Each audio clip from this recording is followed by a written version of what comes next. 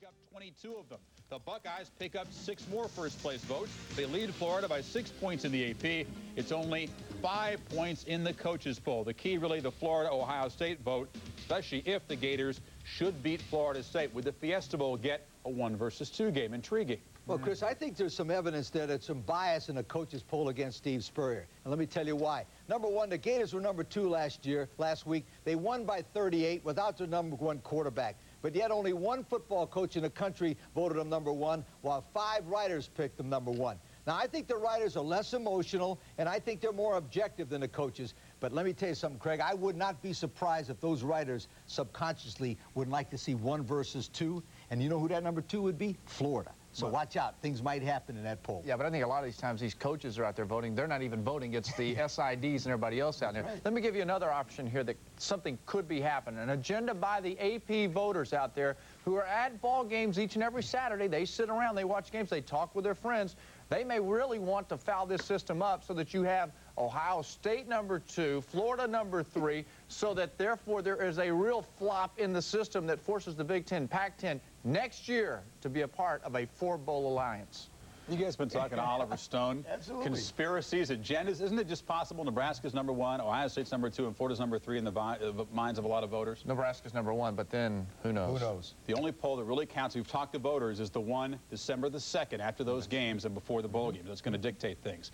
Now, the 3 teams with perfect records trying to each clear a last couple of hurdles there. Saturday, only Nebraska faces a ranked opponent, number 10 no less, on the road, and the Jayhawks have plenty to play for. So why do so few give Kansas a shot against Nebraska? Because none of the Jayhawks were born the last time Kansas beat Nebraska in '68. Their parents were in junior high the last time Kansas beat a number 1 team in 1960. But remember, 2 years ago in Kansas, Nebraska had to stop a 2-point conversion to win that game 21-20, and Glenn Mason could have kicked the point and tied things, so the Jayhawks do have hope. They're also very good on offense, and they're very good on defense, but especially on defense, they're 8th ranked in the nation when it comes to scoring defense. The reason, their defensive line, led by Christian Peter, their great defensive tackle. Christian is 290 pounds, and that's all man. He had 36 tackles so far this year. He's got great quickness. He's an athlete. His vertical jump is 36.5. Man, that's terrific. That's like a linebacker. Here's an amazing coincidence. Last week before the Iowa State game, Nebraska's series record was 73-14-2 against Iowa State. You know the final score? You're not going to believe it. Nebraska 73, Iowa State 14. Well, this week it's Nebraska and Kansas. And listen to this. Nebraska leads the series 77-21. Nah. Yes, Nebraska 77, Kansas 21. Now I know how you come up with your final scores. I love it. And another thing about Christian Peter, he keeps saying he's a man, he's all man. Yeah. Really glad to know he's all man. Let me tell you that, I have a question for you, though. Who was the last freshman to rush for 1,000 yards at Nebraska? Can't think of one. Hadn't been one. No one. Good Mustang breath. You got the answer right. That's because nobody ever plays running back for Nebraska when they're a freshman. They can't get on the field. But Amon Green has this season. He's getting better in the open field. He's going to be one of the best, if not the best, to ever play at Nebraska. A big guy. They loved him when he came in out of high school. He is awesome. How good are the tailbacks at Nebraska? Look at this.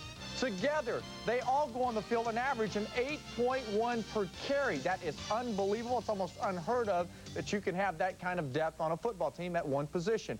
Depth is the reason Nebraska will not lose this season. They have competition on the football team. The best thing that anybody could ever have, they push each other. If you don't perform, go to the bench. Number 2 excels. Tom Osborne and the Cornhuskers visited Lawrence. It was a classic. Tommy Frazier's second touchdown pass of the game, putting the Huskers ahead.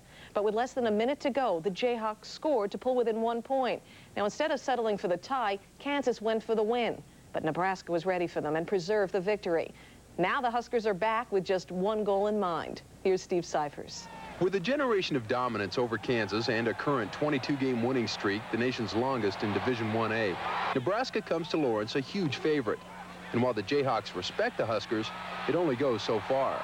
If you're in awe of a team, you've already defeated yourself. You need to take one game at a time, one player at a time, one play at a time.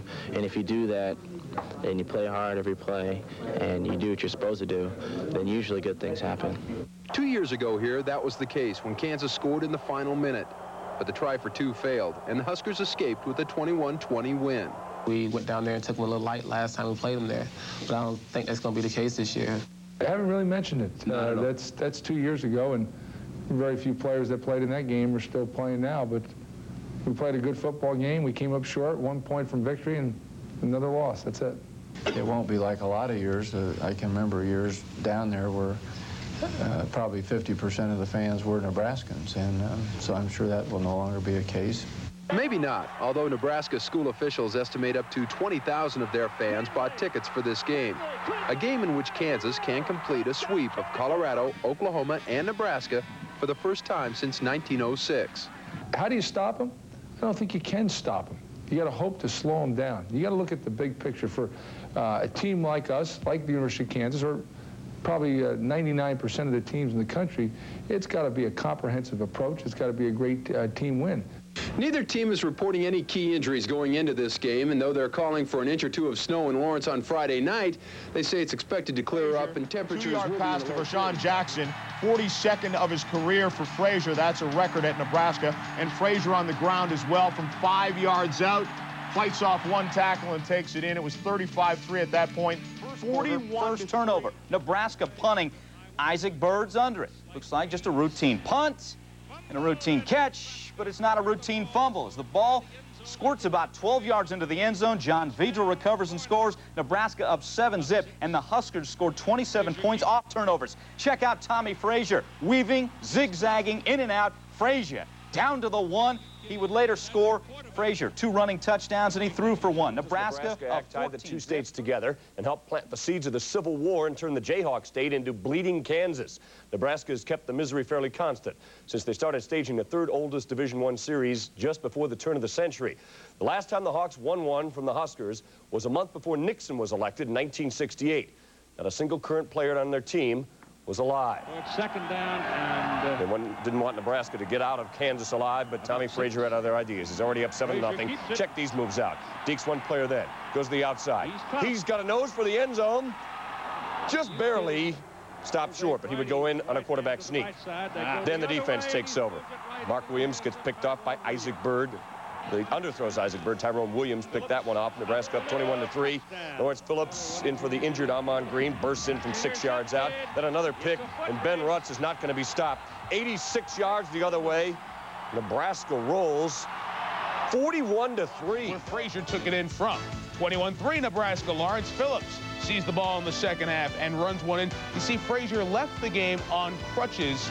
An injury to his foot that was sustained during the week in practice was aggravated again during the game. Still, he put up impressive numbers as Nebraska wins by the same score Ohio State won by today.